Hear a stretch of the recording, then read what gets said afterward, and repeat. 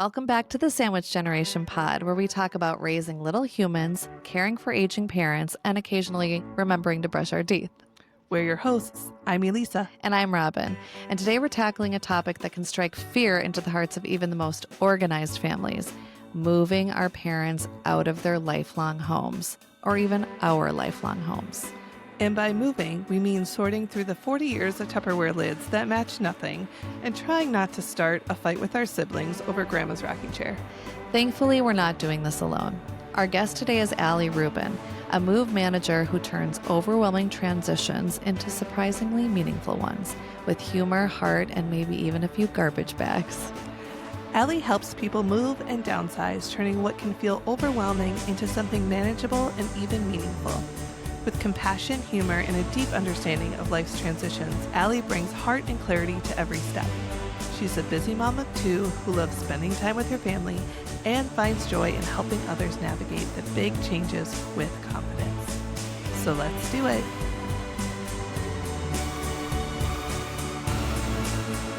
We are so happy you're here. And Yes. I know you two know each other. We do. We do. But I don't. So Alli, tell me a little bit about what you do and how you came into this space of helping people move.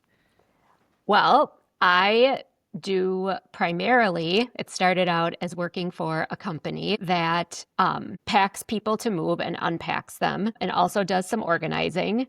I got into this line of work 5 years ago when I went through some changes in my life and went back to work after being a stay-at-home mom. And Awesome. yeah, this line of work that I have gotten into is something that was missing in my life that I never knew was missing. I learned incredibly quickly, and I feel that it's a balance between my livelihood, but also it's very good for my heart and soul. I was lucky enough to work with Alli. That's how she came to the podcast. My parents needed to move out of their house they had been in for over 40 years. And I was completely overwhelmed. And we can talk more about it later. But Alli really came sort of like an angel out of heaven. She dropped into my life. I had no idea how much she would come to help me. And we actually knew people in common. So I was a little worried because cleaning out my parents' house was very emotional and I wasn't ready for a lot of people to see my parents' house in the state it was in. But Alli was completely professional but compassionate, and I think she became a friend through the process. Absolutely. And it's so crazy how emotional it can be to clean out your parents' house. So we thought it was I hear people talking all the time about my parents need to move or downsizing. And for me, it was completely overwhelming. And so we wanted to talk to people about how to get started, tips and tricks, the process. And we thought you might be the perfect person to show us the way. Which I love. Yeah. So for our listeners, the whole point of this podcast is to talk about being sandwiched and raising young kids, caregiving for our aging parents. And when we've made the decision that our parents need to move, that is oftentimes very overwhelming. I had a toddler, and it was right after COVID when I moved my parents. Robin, you've mentioned that you were 7 months pregnant when you started the process, where you two probably started working together then. I think I was one of the first people to see Dolly. Yeah. Yes. That's so true. You were there, because it was such a process of cleaning out the house. Alli was literally just in the midst when I had my second born Dolly through all of this craziness. Oh, I love yeah, that. That's special. Really special. Yeah. Also a time neither of you will probably ever forget, right? No. Mm-mm. It's No. so real. No. I remember my parents move and going through their stuff in their house like it was yesterday. Even though it's been, 4 or 5 years now, it was maybe not even, I don't know. Time is so strange in this zone. But I remember it very clear as day and being very hard. So let's start here. When people come to you to talk about moving their parents, what state are they in? Is it denial? Is it panic? I would say that if I was to put a percentage on it, I would say about 75% of people that are in this phase are should have probably called me 6 months ago or a year ago or even more. And not necessarily because of the amount of stuff, but more so because it gets to a point where, and Robin, I don't know if you want me to speak too much to your situation because You I can. do like to protect, people, but in the case of your parents, they had already moved out. And so when I came into the picture, they were already living someplace else. And Right. All of their stuff was exactly intact, but they they themselves were not had there. left the house. So they were not there So for the process. that situation does happen sometimes, not to sound rude, but a lot of the times those people aren't living. So a lot of the times those people the people that lived in the home have already passed away, and their kids are now calling me like, we have to get the house on the market. We have to get this house cleaned out. There's 50, 60, 70 years worth of things here. The other, the 25%, I would say, even less, is that my parents need to move into a 55 plus community. They need to get rid of their house because they can't keep up with the yard. They can't keep up with the size of it. They don't need it anymore. So, those moves, that 25%, I would say is a lot less complex because the parent is already on board and know that this is happening. But the 75% that's a little bit more frantic are either the parent has passed away, the parents have passed away, and the kids are, of our generation or even older. They work, they are busy, they have kids. They can't take the time to do this. And so they call me. And I feel like I should just kind of like tell my story because I feel like um I think it's where a lot of people are at, or maybe it's a little even extreme, but maybe it can make people feel a little bit more normal if I tell my story. So basically what happened was both of my parents had declined during COVID, and it became very clear that they really shouldn't be living in the house anymore. Between the stairs and some cognitive decline, it was like physical and mental abilities just were making it dangerous really for them to live in the house. And so my sister and I had to act quickly. We knew we had to get them out of the house. And for years, I'm sure a lot of you can relate to this, for years, I have been trying to get my parents to sell their home because I knew that there was equity in it. I knew it would be a good financial move. I always tried to say, let's do this when we're not in a crisis. Let's do this when everyone is healthy. Unfortunately, my parents, and a lot of you might relate to this too, were like, well, where would we go? That was what was so hard for them, is like they couldn't understand, they couldn't visualize where they would be and like the next community they would be in. And they couldn't let go of like the life they had. And so they just really wouldn't listen, unfortunately. And I understand that because change is really hard and you don't want your kids to tell you you need to change. But unfortunately, it did play out the way I had sort of warned them, and my sister too. I think both of us wanted them to move. So they had moved out. My mom kept a lot of things. I want to be respectful. Like, my mom is my North Star and I love her so much. She doesn't have a lot of flaws, but I would say one thing she didn't like to do was let go of things. She kept everything. So imagine they were in their house since 1980, the year I was born, and we were cleaning it out in 2021.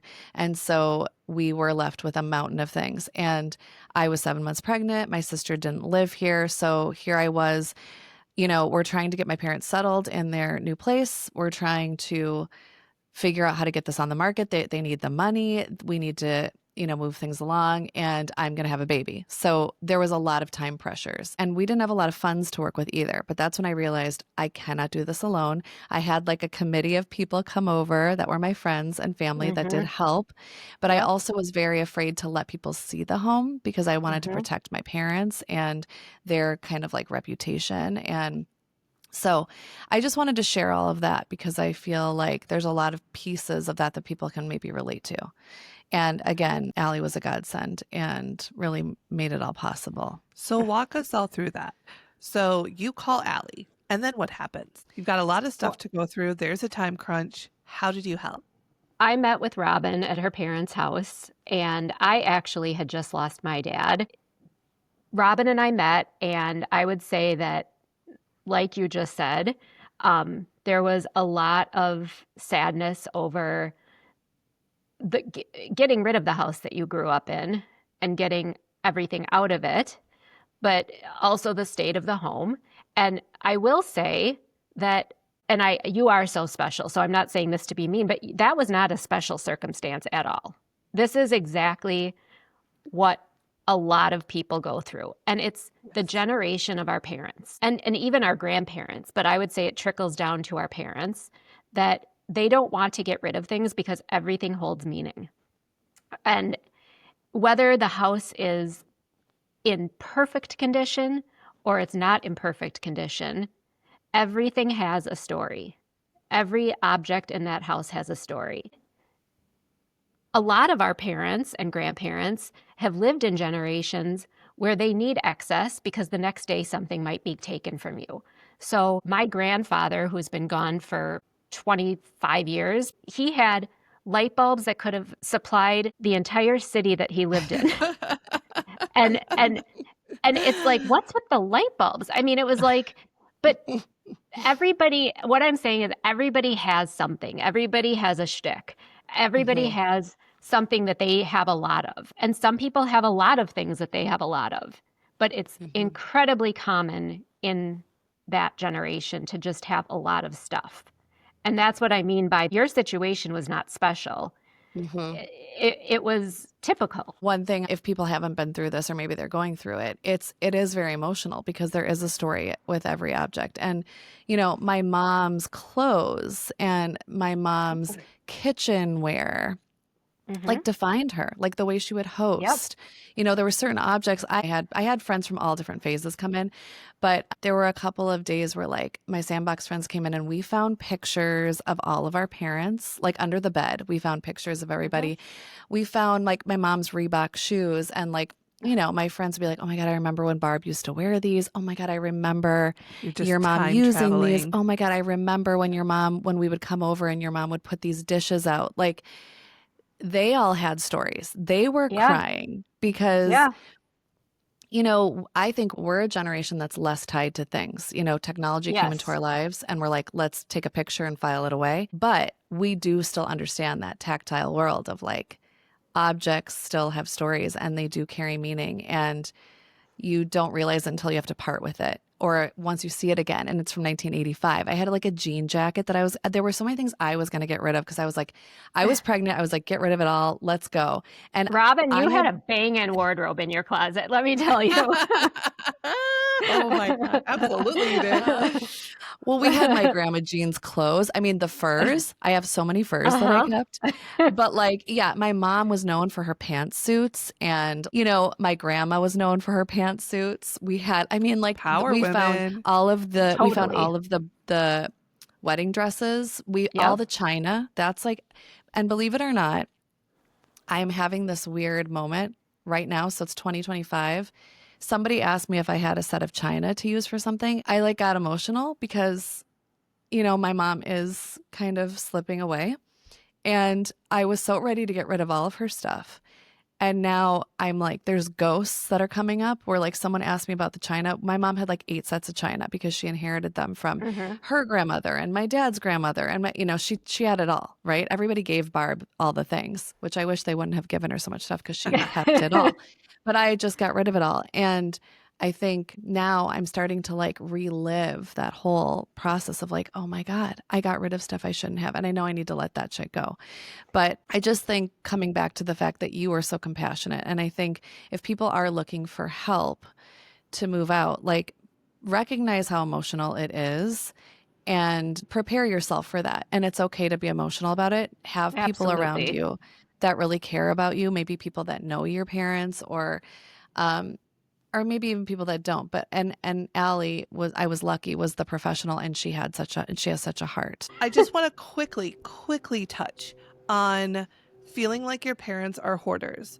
And sometimes people are actual hoarders. I mean, that might not even be the correct term, so correct me if I'm wrong, but people who have lived on properties and in homes for 40 plus years, the amount of stuff feels overwhelming. Sometimes there's a lot of embarrassment and shame around that. How do you help navigate the emotion of that? Such a good question. So I think hoarder is a term that is widely overused. Hoarding is an actual disorder. And a lot of people use the word. I hear all the time, my parents are borderline hoarders. My parents are organized hoarders. My parents are hoarders. In my career so far, I have been in one house that I consider an actual hoarding house, and I Okay. hear the word all of the time.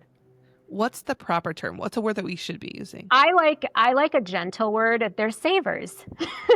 My parents are Okay, great. savers. My parents are savers. That's great. If you're looking for more gentle terminology. I mean, everybody thinks their parents are hoarders, and they're savers. Yes. I love this. So- I do too. I love this. It's That's very dignifying. a word that It's very completely changes the dignifying. perspective Mhm. too, right? It does. Yeah. Yes. Mhm.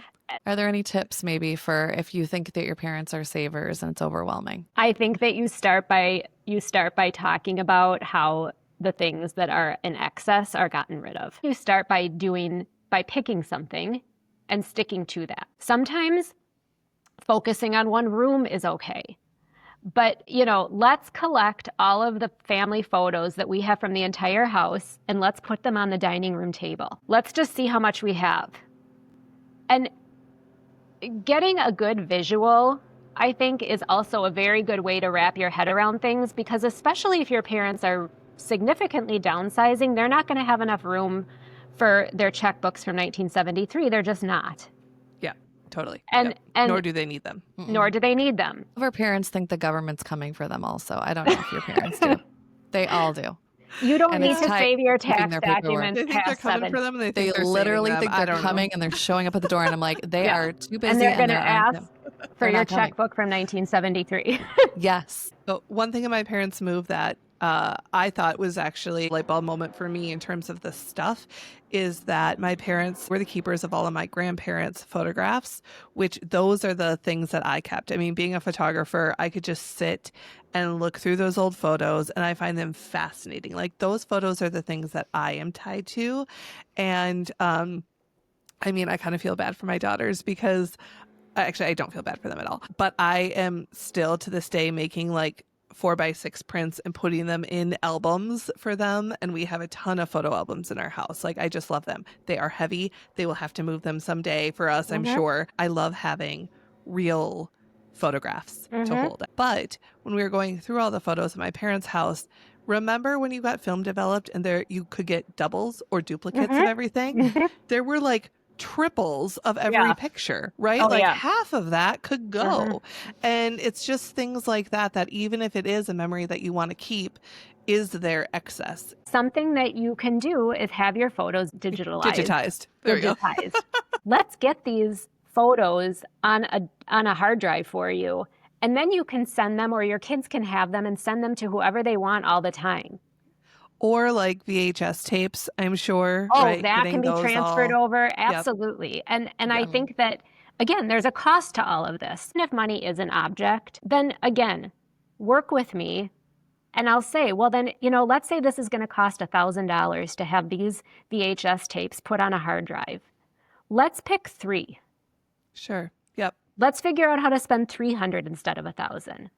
And there's so many ways to work under every certain scenario that it's almost like you wouldn't want to not have this information. Yeah. I love that because it's like literally a landmine of problems you need to solve. That's that's how I felt when I walked into my parents' home. It was a landmine of problems I needed to solve and I did not know how to solve them. Yep. So having somebody like you who's like, I know how to solve this and this and this and this and this, that's money well beyond worth it and peace of mind. How do you walk a family through the keep or the throw pile? That's where I think it's a very fine balance, because many people have moved into, let's say, an assisted living or an apartment or a condo where they're downsizing majorly and they don't have room for everything. So the approach that I like to use is you have this amount of space, but you have this amount of stuff. And what are the things that are the most important that you have? And kind of start in that way. Do you have 4 pieces of artwork that are the most precious to you? Do you have 6 serving platters that are your favorites? Because you don't have room for 20. Right. And I think that that's often a good place to start. by engaging in the things that are so meaningful and kind of trying to put aside the things that aren't. It's not necessarily always furniture. It's your things. It's your artwork, your platters, your decor, your tchotchkes, your things that you've been sitting in your house looking at for 40 years. And you Yep. can't imagine living in a place where you can't see those things. The things that are in the cabinets and the things that are really high up in the cabinets or really far back in the cabinets likely haven't been touched in God knows how long. I mean, it could be 10, 15, 20 years. And those are the things that I think people have a hard time getting rid of sometimes, is because this was what I used when I had Passover at my house for 10 years. This is what, my grandmother or my great-grandmother's things. But the reality is that those things have not been used or touched in so long that you can live without them. You don't want to, but you can. Yeah, I love that approach actually to editing in versus out. I Right. actually use this a lot when I cull photos from a photo edit. Instead of going through an edit while I'm going through pictures and saying like, no, no, no, no, no, I'm going through and I hit yes, right? Yep. Going through and I hit yes. Because there's even like a mental, like a positive reinforcement that you're giving yourself by saying, yes, this is a good photo. Or yes, this is a good platter that I'm going to It's take with viewing me. it's viewing the glass as half full. Exactly. It's Yeah. Instead of and just saying, no, I got to let this go. And no, no, right. no. And I'm left with nothing. And, because it is so Right. emotional and there's a lot of grief and loss that's coming with the moving process, that even before you move, the just thinking about moving process, that there's grief of the reality that you are going to be leaving the home that you've spent so much of your life in. And that's held so many memories. I think it also depends on the health of the parents. I think that, if it's somebody that's moving because they want to downsize, but they need some help from their kids and everybody's kind of on board, I think that can be really tough in the situation of they do want to take everything with them because they think that they might have their Hanukkah party again this year, but they're not going to have the space to have their whole family over for Hanukkah, and half of their children and grandchildren probably don't live here. So it's like the reality of the situation is really hard to grasp.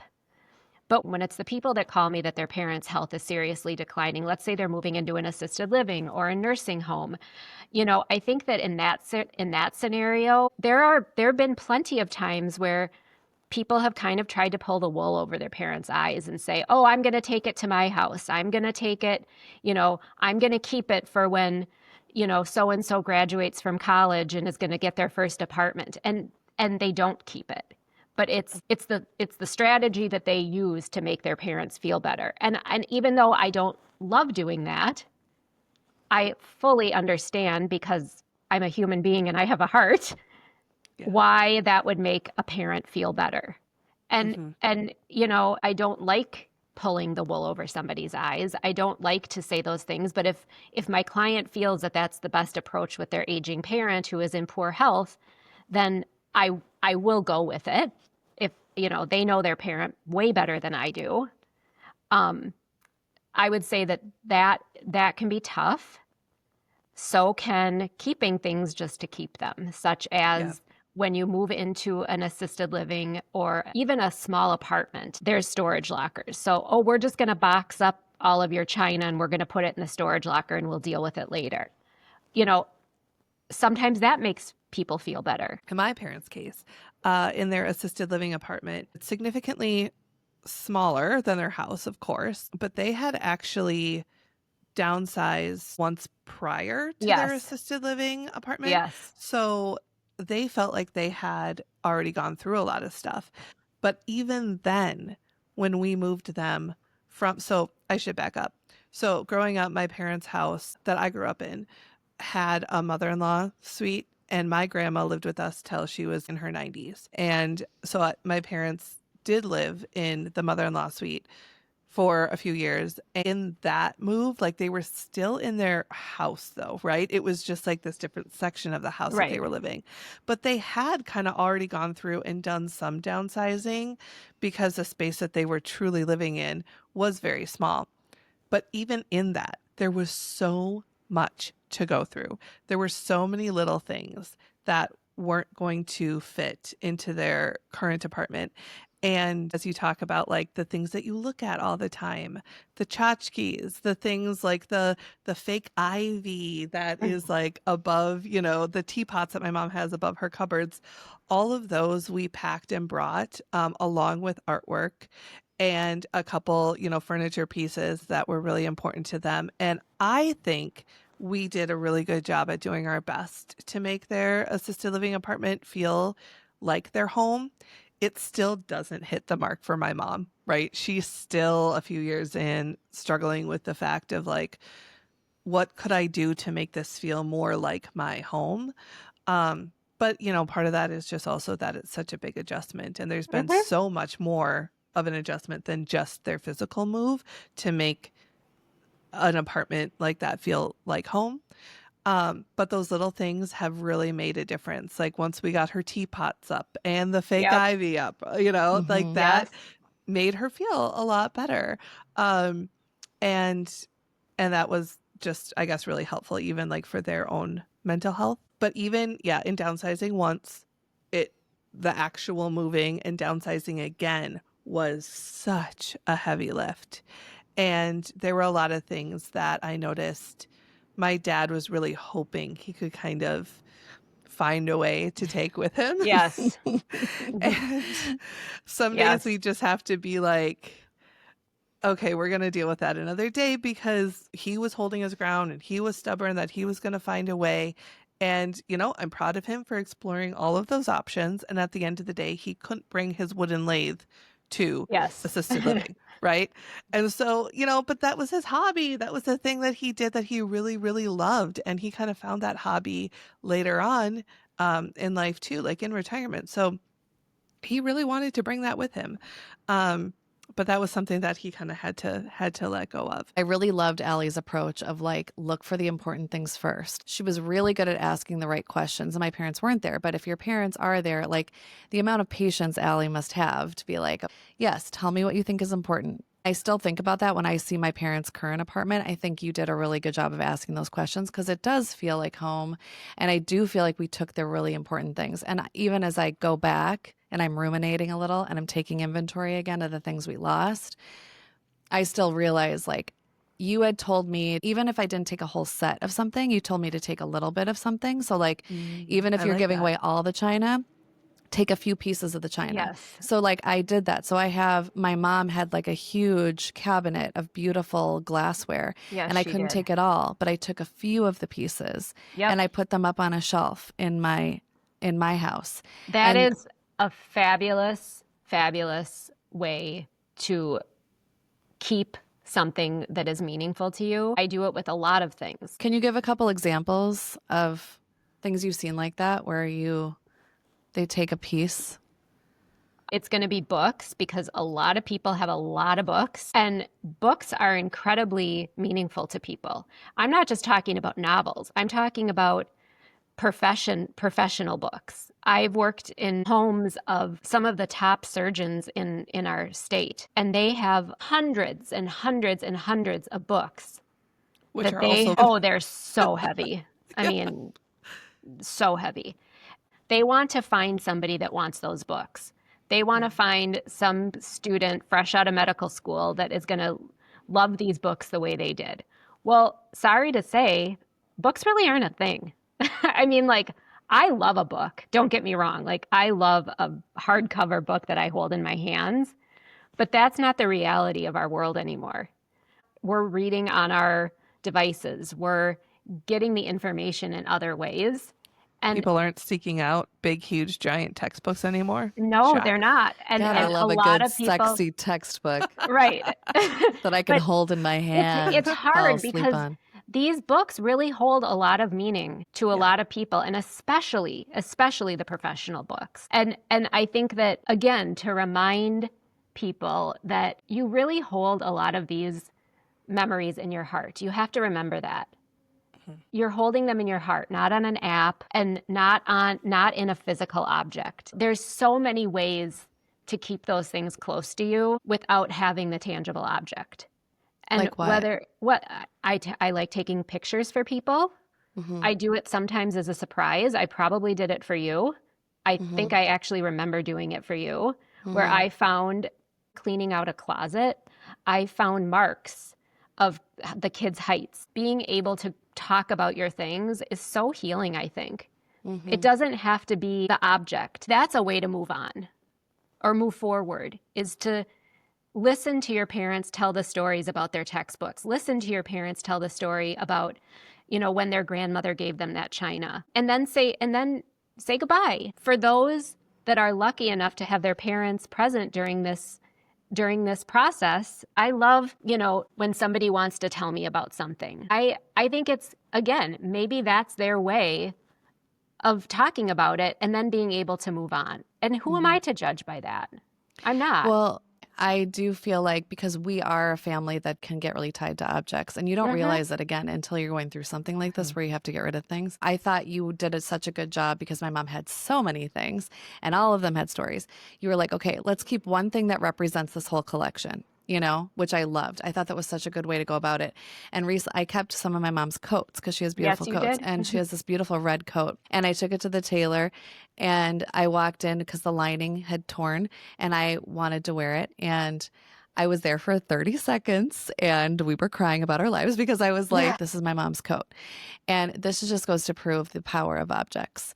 And he said, when did your mom pass away? And I said, well, she hasn't. She's still with us, but she is not the same as she was. And I said, it's hard to figure out what to keep, but this is something I kept. And then he said, I'm a widower and it's hard for me to figure out what to keep for my daughter. And I'm like, oh my God, I just went to this tailor because my husband told me to go to the tailor and now we're crying together. It's been Mhm. 90 seconds. I think what you do a really good job of is editing and saying, okay, take this thing. This has a story. Leave the rest of it behind. This will represent all of your mom's coats. And that's enough. And now I can continue to tell those stories about my mom through that coat. Like now that tailor knows how special my mom is too. And you know how beautiful your mom looked in all of her coats. You Yes. remember. You Yeah. will always remember. Someday, Dolly, you're going to tell her, Baba's always going to have a beautiful coat. You're always going to wear beautiful coats, Dolly, because Baba did too, and so do I.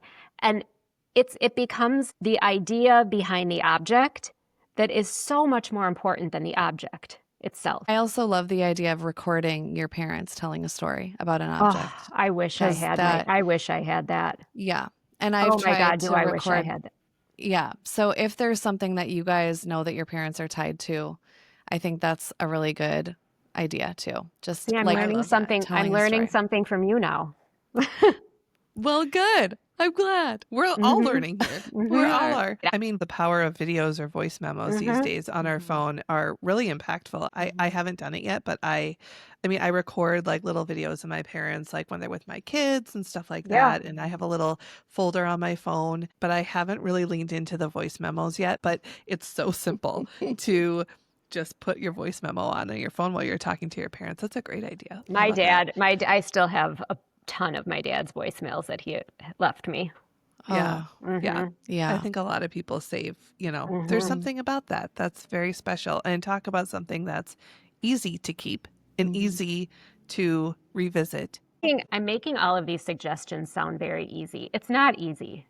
Right. No, I it's mean, intentional. We have to be intentional it's about it's them. not easy at all. I mean, I have had situations where I've gone into a house and everybody is on board and I never hear from them again because they simply can't fathom. Wow. Or I hear from them a year or two later that now their parent has passed away or now their parent had to move. And that's something really, really important that I want to talk about too, is it is a true blessing to want to do this versus have to do this. I remind people of that very, very often because it doesn't matter how long you've lived in your house or what your health is, it is emotional. It is such a blessing. And I see this all the time when your parents are of sound mind and relatively decent health to be a big part of the decision to be able to do it themselves and be able to be present for it and know what they're doing versus a situation where somebody cannot live in their home anymore and they have to leave and they have to leave now. There's all sorts of reasons for this happening, but it's so hard when that happens. I have a story to tell that has been very meaningful for me, and it's not about my family at all. I have a friend who lost her mom probably a year and a half ago or so. And her mom had terminal illness. She knew that she had about 6 to 8 months to live. And so they called it the long goodbye. And they were really intentional about the time that they had left. They had time to go through a lot of her mementos and jewelry, and her and her mom set aside earrings that she wanted her daughter to give to her friends after she passed, her close friends. And I feel so special that I was one of those friends that got to choose a pair of earrings. And those earrings hold the most badass positive energy Mm-hmm. that I have. Like those earrings, I have goosebumps right now. Like those earrings are powerful to me, and they're one of my most prized possessions. Mm-hmm. These earrings from Oma hold such an amazing story, such strength of the woman she was and that her daughter is in my life. And I wear those earrings all the time, but especially on days when I'm like, I I love need to that. I feel love this that story. energy. And I I love do the too. power of energy that a lot of objects hold. And whether that's your parents or gifting them to the most important people in your life, that's something that I took away. I was kind of taken back by the fact that I got a pair of those earrings. We always think about keeping objects for our family or our kids or whatever, but what if you shared Yeah. those Well, things? I and think you did, actually, thank Robin. you for reminding me of this because I love that you just told that story and I want to see those earrings. Oh, they're so cool. I should have worn them today. I What are you I talking know, about? know. Think about it. but you just reminded me one of the things when my special committee of friends were coming in to help me clean out the house, one thing I said to them all is my gift to you is you get to take something from this house and it's got to speak to you and it's got to mean something to you. And I'm going to tell you a story about it. And I was amazed at what people would feel connected to because often they come to me and say, oh my God, you can't get rid of this. You have to keep this. And I would be like, why do you think it's special? And specifically, I know we talk a lot about Bethany Hall in this podcast. Bethany Hall Love found her. my mom's Reebok shoes in the closet. My mom, I remember, wore them to like Disney World with us, and they were not like stylish at the time, but Bethany loved them. And I said, Mhm. I want you to take these and wear them in good health because that's what my grandma Jean always used to say.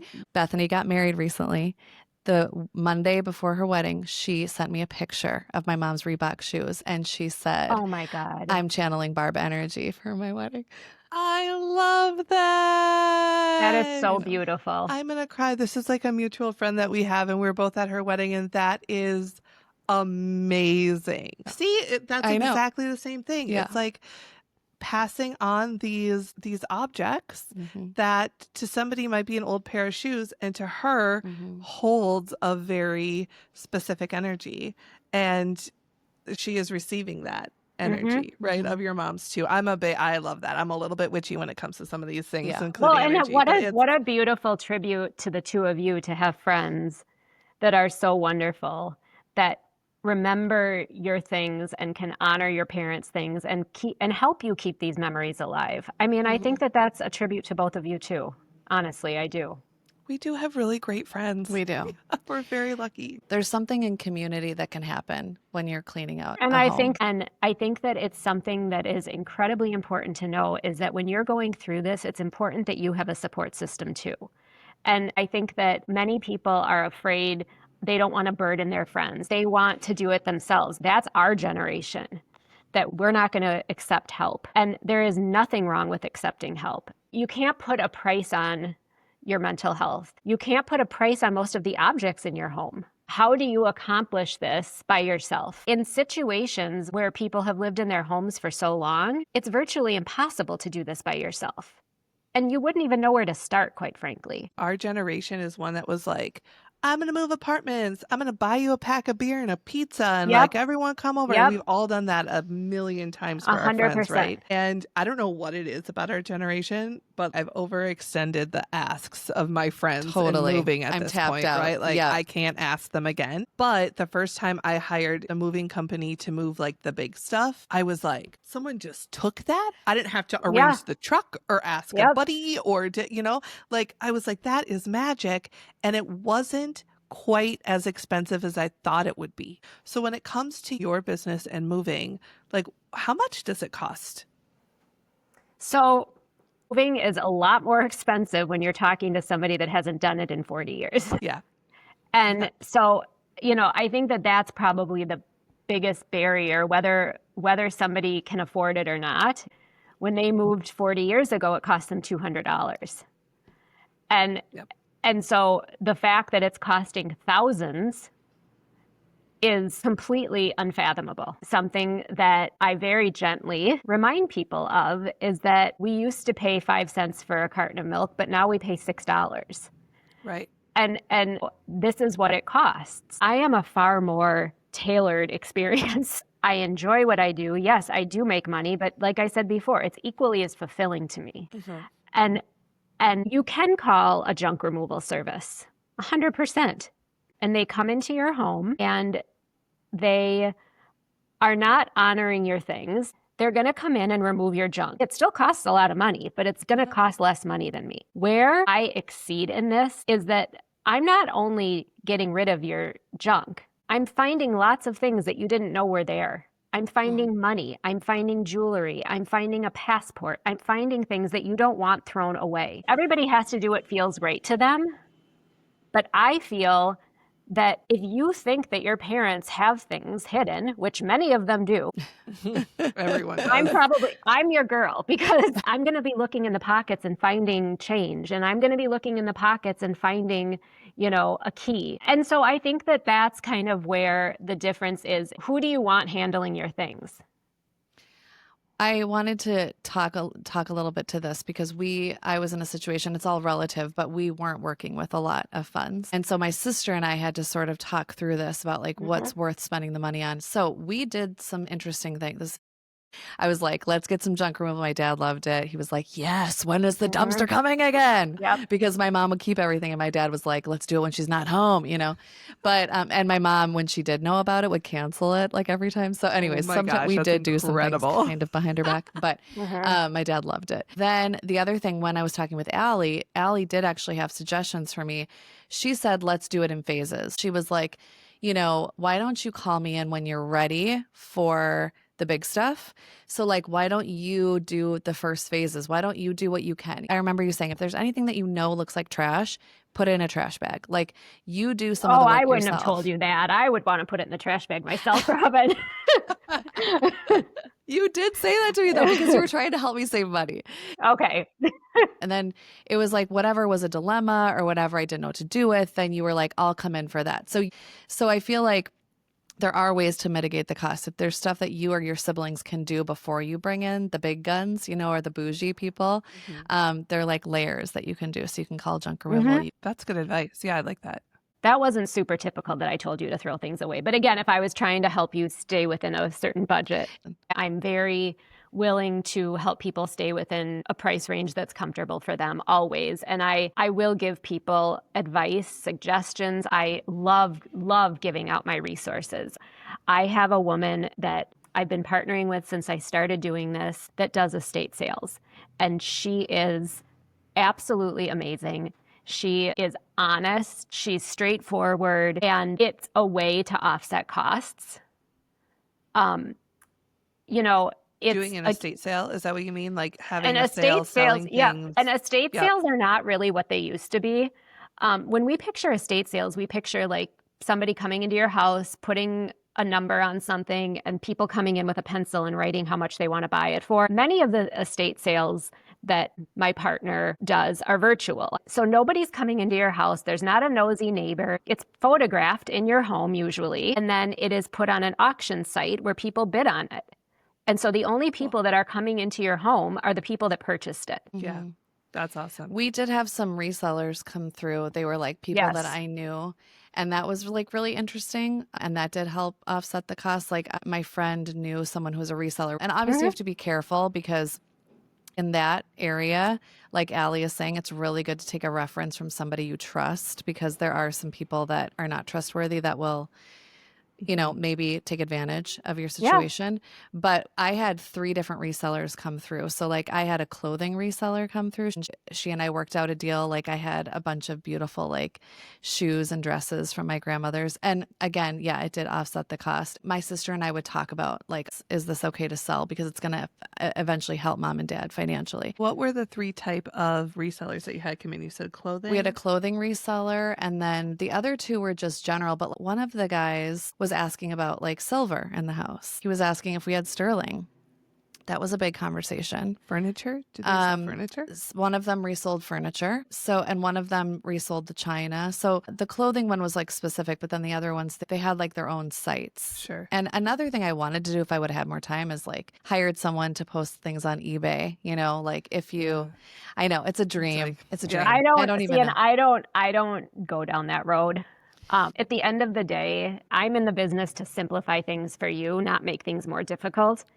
So that's why I like to bring in who I know and trust, because I know that they're going to do the best job for you. There's nothing wrong with putting stuff on Facebook Marketplace. There's nothing wrong with putting stuff on eBay. It's a way to, again, it's just a way to offset the costs. I think it creates more work. I think it ends up creating a lot more, stress. Well, than and it's part of worth. what people are paying you for too is your network, is your experience, your expertise, is your resources that you've built, and that that's a trusted network too, which is great. In real time right now, my parents have an extra lift chair, like a lazy boy lift chair. They don't need it. It's brand new. It's never been used. I'm like, you guys, we got to get this out of here. But it's harder said than done to sell this chair because everyone's skeptical, right? They're skeptical of furniture. They're like, what happened in the chair? Did someone die in the chair? Yep. Like, what's 100%. happening with the chair? And I'm like, it's brand new. But you guys, it's been months and I can't. I'm like, if anyone needs a lift chair for a very small framed human, we got you, because I need to get that thing out of their apartment. That's another piece of advice that I really try and remind people of. It is the balance between wanting to give your things away and donating it is a very fine line. And let's say that your cousin wants that lift chair, but they can't come pick it up until, a month from next Sunday. Well, it's okay to put a deadline on things and say, I need to get rid of this and it needs to be gone by Sunday. It's free. And a scenario like that sets up a boundary. It sets up a boundary for you. I tell people to do that often. And if it doesn't get picked up, then it's getting donated, which is also a beautiful thing. I love donating things. I think that it is an amazing way to help my clients feel better. There are people that want your arts and crafts supplies. There are people that can't afford them. I call it a mitzvah, a good deed. Yeah. It's so nice when I suggest that and I get that smile, that little twinkle in an eye where it's not getting thrown away. I am incredibly, incredibly cautious about what I put in the landfill, always. I don't want to throw people's things away. It's not good for the earth, and it's not good for our mentality. Let's see if we can first find people to use it. I know of so many wonderful organizations that will take art supplies, that will take musical instruments. And the reality is sometimes they won't take it, but at least we tried. I want to talk a little bit about siblings. That's what I was going to bring up next. Yes, siblings. So let's say that you arrive at a house and the whole family is there. And siblings are starting to find things like jewelry and it's not in the will. And they're like, oh, well, I want that. I want mom's basket. Well, I want mom's basket too. What do we do? Have you witnessed things like that? Oh, yeah, and do you all the have time. any tips? Yes, I witness this a lot. I witness this more often than not when there are siblings involved. I think that once somebody has called me and hired me, let me be the bitch. Honestly. Yeah. I mean, I have no problem. I'm not a bitch like in a mean way, but let me take control of the situation. Yes. If your brother wants to start patching holes himself and it's going to take him a year to do it and this house is supposed to go on the market September 1st, I'll explain to him then. It puts me in the middle. There are times my brother will absolutely not allow me to get rid of these things. Well, then again, there's a boundary. Well, then your brother has to get it out of here in the next 2 weeks because that's when the house is going on the market. This is all worth the money. Yes, This absolutely. is why you get the bougie. And I have no problem having conversations with people. Whether you get along with your siblings or not, there's something that's bound to happen during this process that somebody's going to be, be upset or feel bad or whatever. Moving is stressful, period. Yes. And so even with the closest of siblings that have the utmost respect from each other, there's likely to be a bump in the road. It's very, very important to be on the same page as far as a timeline is concerned, because your problems are not going to go away in a year from now. They're just going to continue to drag on. And I am big on closure in everything in life, not just my job. I'm big on closure. I think closure is really important. And I think it gives you a chance to move on. These objects, again, they're objects. Do you have your health? Do you have a wonderful family and loving friends? Those are the things in life that are important. The most important thing is that you figure out a way to move on. And if that means selling something and splitting the money, if that means when you're talking about a set of dishes that you each get half, there's ways to work through these things. I will say something you keep bringing up that is like, seems subtle, but it's so important. If you wouldn't have been there, I would have still been cleaning that house out for like a year. Yeah. If you wouldn't have been there to like nudge and push and say, this is a deadline, I wouldn't have, I would have dwelled and I would have ruminated over all the things. And I think you talking about closure and deadlines really is like huge in this process. And it's really nice that we had you there. And if you don't have Alli there, then like maybe you're the person to say to your siblings or your sibling, like, we do need closure. We do need a deadline. We need to get this done so we can move on. I think that's such a great tip. I mean, even if you can't afford to hire someone, maybe the answer is calling upon a friend or even one of your parents' friends to come in and project manage, right? Have some accountability in this process, because absolutely this could either be like a 5-year thing or a 3-day thing, right? And I think, denial and procrastination and overwhelm are things that everyone feels in going into moving any home versus it's like the biggest barrier of downsizing when your parents are still living. It's the biggest barrier. Well, I have a question. When is the right time to call? Well, when is the right time to have the conversation is maybe I think that the right time to have the conversation is whenever you have made a decision that this is happening. It doesn't matter to me how far out it is. There is only benefit in getting all of the information you need, in my opinion.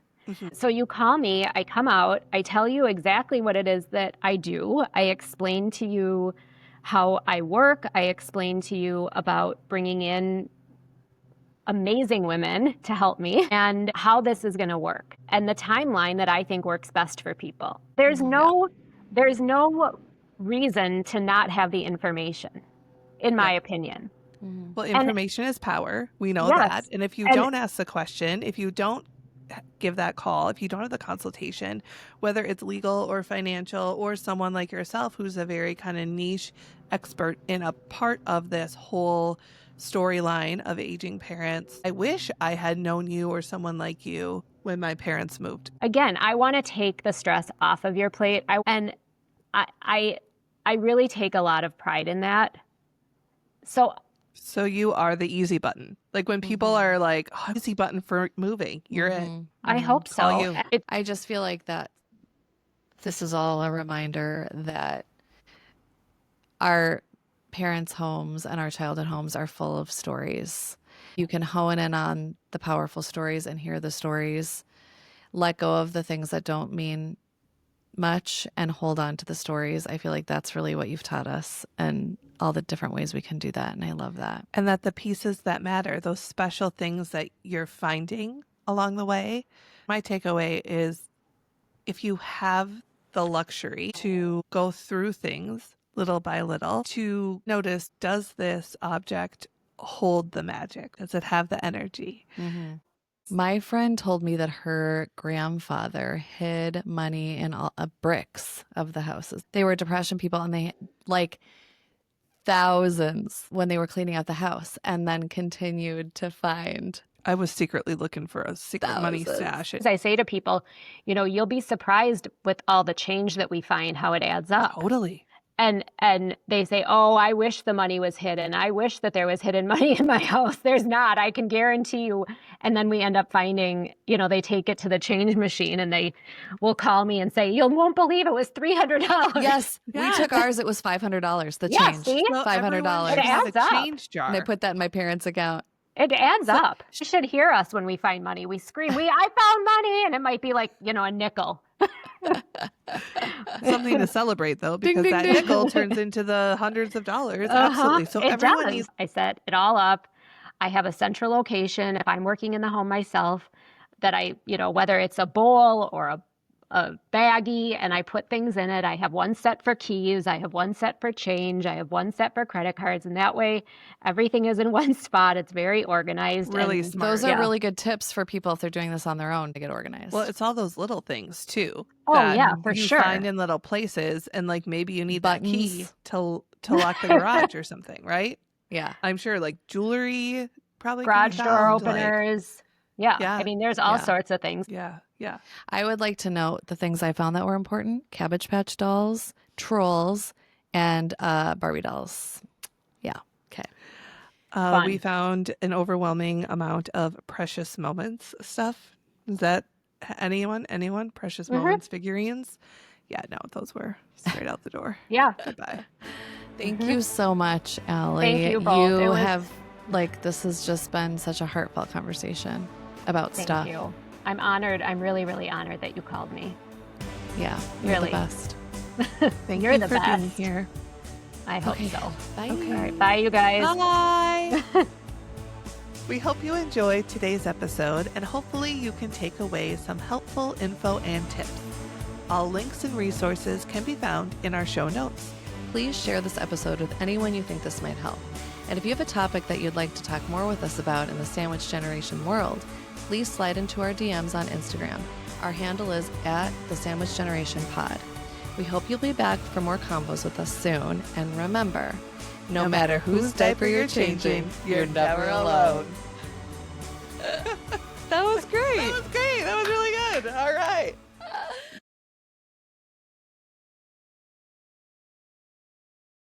That was Yeah. great. I feel like she just brings so much humanity to the process. I feel like every guest that we have had on this podcast so far has brought humanity Yeah. to every tough situation. Yeah. And I feel like that was not my experience when I went into this whole journey with my parents. And I love that there's more like compassion and humanity, it seems, in the professionals right now who are supporting people in the sandwich generation or supporting our parents through big life changes, whether it be legal, financial, something like a move. It just seems like there's more people out there that have way more empathy these days. Well, I think we're lucky too because we literally are we're taking the time to find people because Yeah. we're not in a crisis. Correct, Which is right, really yeah. helpful. I feel good about us trying to remind people that some of these things that seem very transactional are actually extremely emotional. Yeah. And if they can be done with somebody who's caring, it really helps. makes all really the helps. difference in Yeah. the world. Okay. I feel like we could share some of the really great tips. Just summarize. So first of all, we asked when is the right time to bring up the conversation of moving. And I loved her advice that Alli said, even if you think that you don't have the funds to hire a professional mover, make the call, have the consultation, and get the information. That was a takeaway also from our second episode where we talked about power of attorney and hiring a lawyer. I feel like when you're in this space, there's all of these professional services that feel like they're completely out of budget. My family is not someone who had any extra money. And so I didn't even search, right? I didn't even call to have the consultation or to ask the questions. And now, even through this podcast, learning what I've learned, I'm like, oh, damn, I should have maybe done a little more research and called around and got the information to see if that was actually a feasible financial thing for us, because the support that I could have given myself could have been huge, right? Because even though you are investing in that process, you also might be investing in like your mental health of everyone, not just yours, but your parents, and making that big transition easier. And that was totally a process for me and my sister. Like that was exactly what we did. I think I called her, I got the facts, then I had to take it back to my sister and be like, what do you think?